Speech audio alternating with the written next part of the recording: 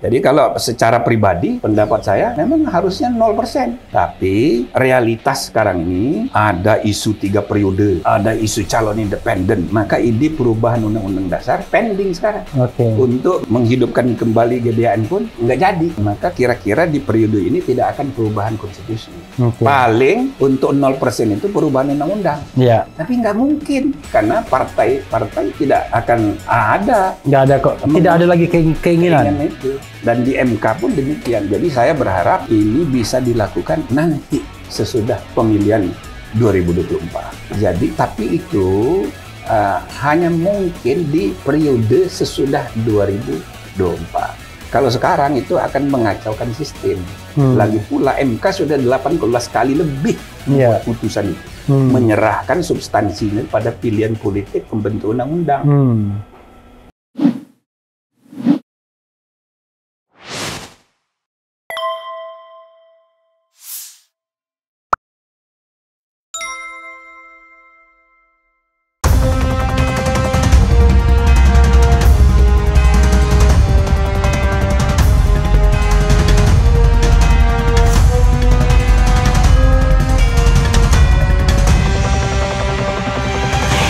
Pematangan tadi. Jadi jangan terlalu banyak kita berkeluh kesah yang ujung-ujungnya seperti ketua DPD menerima masukan dari masyarakat mau impeachment. Saya ketawa aja. Aduh, yang begini-begini tidak bisa. Ya kan? Jadi yang ini biar proses ini berjalan. Nanti ada pemilihan umum. Ya jangan dipilih lagi pola yang sama. Cari kepemimpinan dengan model yang berbeda. Prof. Misalnya gitu. Saya masuk yang agak konkret lagi akhirnya. Kepemimpinan yang polanya berbeda. Artinya kalau kita bicara perubahan itu tidak hanya orang tapi rezim. Kira-kira begitu kan? Persoalannya adalah dengan threshold, balik lagi kemudian dengan threshold 20% ini sudah diperkirakan maksimal calon itu bisa hanya 4. Maksimal itu. Karena nggak mungkin distribusi merata 20 kali 5 kan? Kayaknya 3 cuma. Iya, artinya maksimal 4. Nah, dari maksimal 4 itu bahkan bisa 2 lagi. Bisa 3, 2-3. Untung-untung terjadi perpecahan internal di kekuasaan, ya kan? Yang bagi kita blessing in disguise, ya kan? Kalau mereka kompak, selesai permainan. Karena sekarang kubu yang so-called istana menguasai 81,9%. Which is kalau mereka kompak, maka mereka bisa menghasilkan 2 calon dari rahim yang sama, kira-kira begitu. Sementara yang so-called oposisi nggak diajak sama sekali. Maka bagaimana kita berharap enlighten transformation leader tadi dari rahim seperti itu? Saya sih setuju aja itu jadi 0%, tapi bukan sekarang. Kalau sekarang ini permainan sudah mau dimulai. Jadi kalau ibaratnya pertandingan bola, ini para pemain sudah siap mau masuk lapangan. Tiba-tiba dibuat pengumuman, peraturan diganti. Pemain yang tingginya sekian meter tidak boleh main, padahal dia udah di pinggir lapangan. Pemain yang pendek tidak boleh masuk lapangan. Itu nggak bisa begitu. Jadi saya rasa periode ke depan ini peluang untuk menghapus threshold ini saya kira terbuka aja. Saya jadi pemantau Pilpres Rusia terakhir. Putin terpilih 76%. 76%. Dari berapa calon itu, Bro? Nah, calon yang mendaftar 34 orang ke KPU. Yang diseleksi dan berhasil lolos 8 calon. 76% dia. Tapi Putin sangat populer, 76%. Tapi yang 7 orang lainnya itu tidak dihalangi. Dan tidak apa-apa. Gitu loh. Jadi Indonesia sekompleks dan seplural kita ini, kalau capresnya misalnya ada 9 orang, kenapa? Why not? Why not? Nggak apa-apa. Toh nanti yang... Nah, jadi malah baiknya adalah koalisi cukup 1 kali. Koalisi itu ketika menyusun kabinet. Jangan kayak sekarang itu pre-electoral coalition, second round coalition, kabinet coalition 3 kali. Dan itu pun bisa goyang di tengah jalan. Nah, kerjasama antar partai yang 3 kali berubah-ubah ini dengan harga yang berbeda-beda, ini tidak sejati.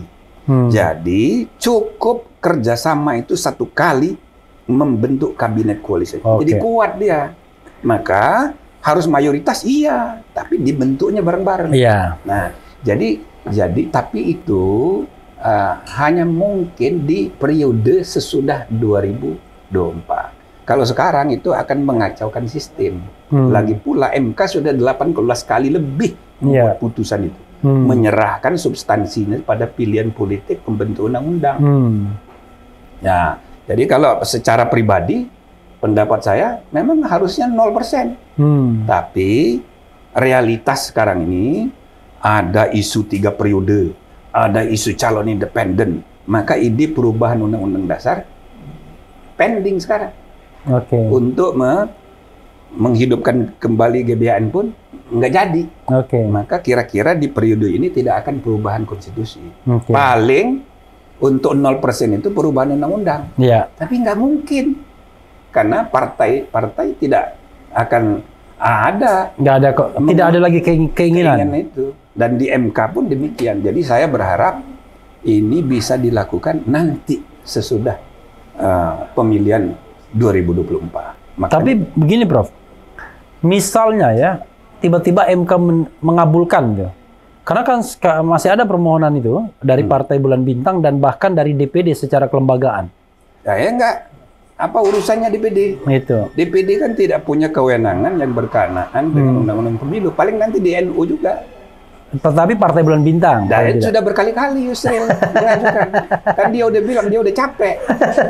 Iya kan? Nah, enggak, saya justru berspekulasi begini, Prof. Tiba-tiba MK mengabulkan, ini mohon maaf nih ya dengan segala hormat, karena ada putra mahkota misal ini kan, ada putra mahkota yang terancam tidak dapat kereta. Kan bisa, Prof. Nah, jadi gesture kekuasaan, gesture istana yang mempengaruhi itu. Itu MK akan rusak. Ya. Dari 9 orang, yang progresif itu cuma 2 orang, yang NU terakhir kemarin. Iya. Pertanyaannya yang 7, apa alasannya dia berubah pikiran? Saya rasa terima kasihnya karena diperpanjang masa jabatan, cukup 1 kali aja terima kasihnya. Tidak akan mempengaruhi keputusan. Itu berbahaya untuk citra dia sampai usia 70 tahun. Alasan apa dia berubah? Gitu loh. Sedangkan yang progresif cuma 2 orang. Gitu loh. Ya, tapi kan bukan tidak mungkin terjadi kan? Sekarang ini misalnya ya. Enggak, saya nggak percaya. Pemimpin tertinggi kan sudah memberikan green light akan mendukung si X ya kan? Sementara si X ini sama partainya dilepeh, kira-kira begitu kan? Nah, dia kan harus mencari partai lain. Kalau dia misalnya mencari partai lain dengan menggusur pemilik partai tersebut, wah ini etika politiknya di mana kan? Belum apa-apa. Nah, satu-satunya cara untuk bisa masuk dalam kontestasi, threshold harus 0. Wah, ini baru ini, isu baru ini. Iya. Sesudah pertemuan Projo kemarin ya. Iya, misal ya kan? Iya. Kan sangat mungkin terjadi. Ya, tapi saya masih percaya integritas kawan-kawan itu. Ya, 9 orang itu. Satu persatu itu saya ya kira-kira mudah-mudahan ya. Menjaga kepercayaan publik itu penting karena negara ini MK itu satu-satunya jabatan yang eksplisit disebut negarawan. Ya. Nah, artinya yang lain itu belum jadi negarawan. Mantan presiden aja masih jadi ketua umum partai atau ketua pembina partai, masih mikirin golongannya, belum negarawan juga tuh. Kayaknya perlu juga dibuat undang-undang mantan presiden nggak boleh jadi ketua umum partai. Karena itu kan merusak image sebagai negarawan kan. Itu. Dia sudah menjadi belongs to nation, ya kan? Tiba-tiba belongs to political party lagi gitu ya. Prof, ini bagian akhir ya, mudah-mudahan menjadi bagian. Tapi Prof bebas ingin menyampaikan sesuatu unek-unek yang belum disampaikan. Karena saya mengalir aja. Let's say 2024 nanti akan terpilih presiden, ya kan? Terpilih juga anggota-anggota dewan, termasuk DPD, karena kan belum ada perubahan. Kalau misalnya, ini misal Prof ya, kalau misalnya presiden itu Prof Jimli atau siapapun ya, apa yang harus dia lakukan pertama-tama untuk menata negara ini secara konkret? Ya, saya rasa yang paling penting sekali itu mempersatukan. Oke. Ya, mempersatukan dulu, karena keterbelahan politik kita ini terpelihara gitu loh selama 5 tahun terakhir ya, 10 tahun tapi yang paling kan 5 tahun terakhir. Nah, apalagi ini dibungkus identitas, karena sedang ada problem global Islamofobik. Ya. Itu gejala global, bukan cuma gejala nasional, dan itu pengaruhnya ke seluruh dunia.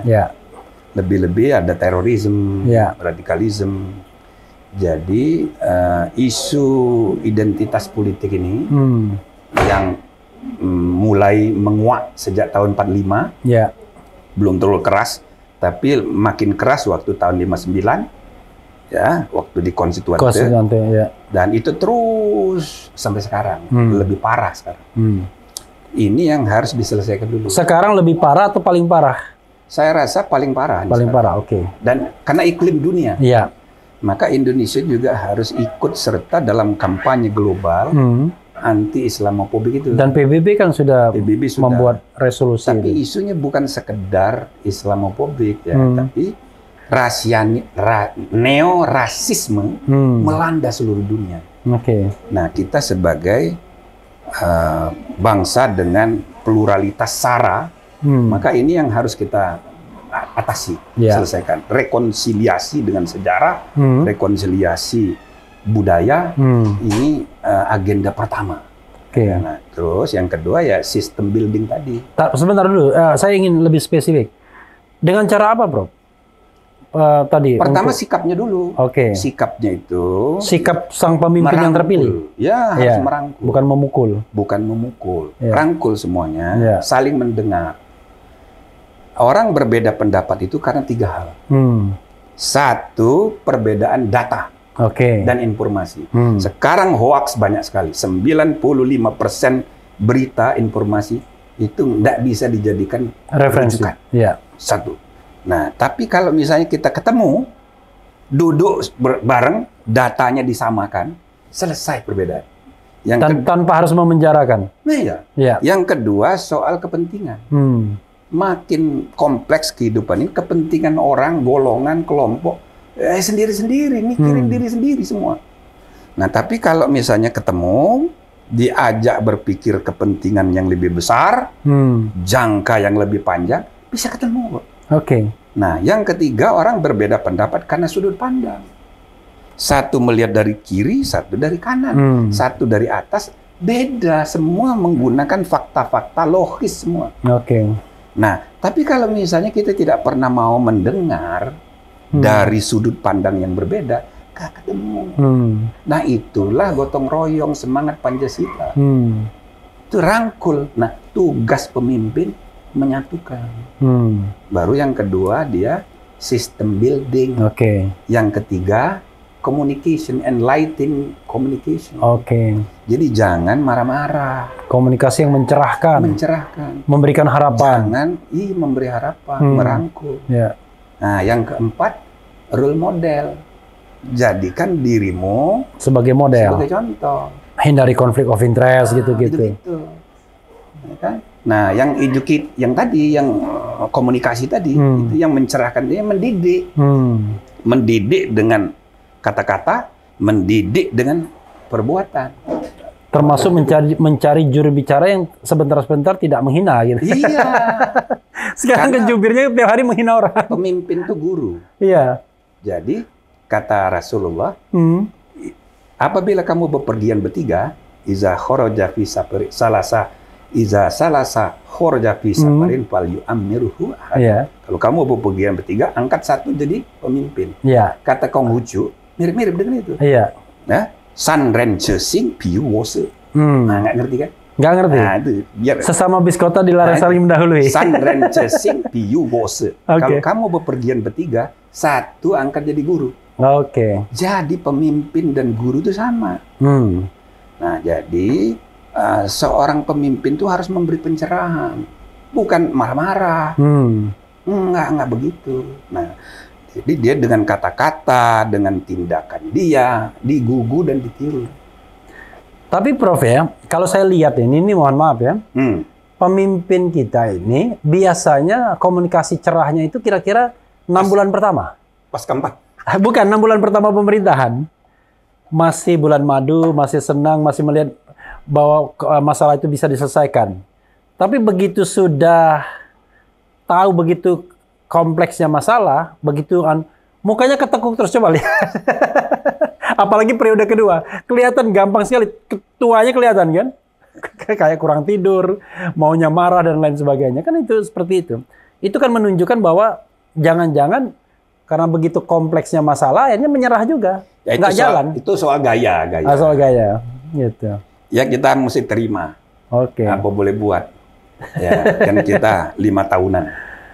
Prof, closing statement, Prof.